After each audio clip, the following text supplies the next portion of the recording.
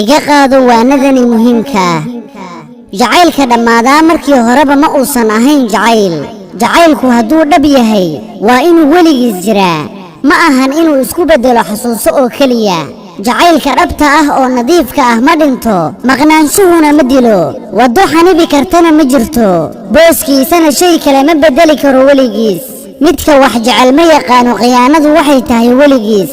jacaylka dhabta ah duruuftu ma hor istaagi karto si kastoo ahaataba kalsooni ku qab in isha sida dhabta ah ugu baahan inay ku aragto qalbigeedana uu ku jecel yahay inaysan marnaba eegi doonin adiga khayrkaaga aad joogtid ama aad maqnaatide waxaadna ogaataa qalbiga sida dhabta ah kuugu xiriira inaysan marnaba macquul gal ahayn inuu qalbi kale la xiriiro adiga bedelkaaga midka kaaga taga wadada bartankeeda iyo midka ku khiyaanay markaad siisay jacaylkaaga noloshaada iyo kalsoonidaada kadib ma uusan ahayn qofkaasi mid ku jecel bilowgiiba qofka ku dhaawacay ee qalbigaaga jabiyey ma mudna inaad mar labaad fursad kala siiso weligiisa kalsoonidu waa sida koob ka samaysan dhalo oo kale haddii mar la jabiyana kuma soo noqonayo sidii hore uu ahaa weligiisa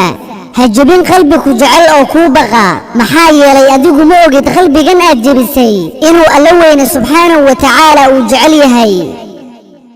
salaamu calaykum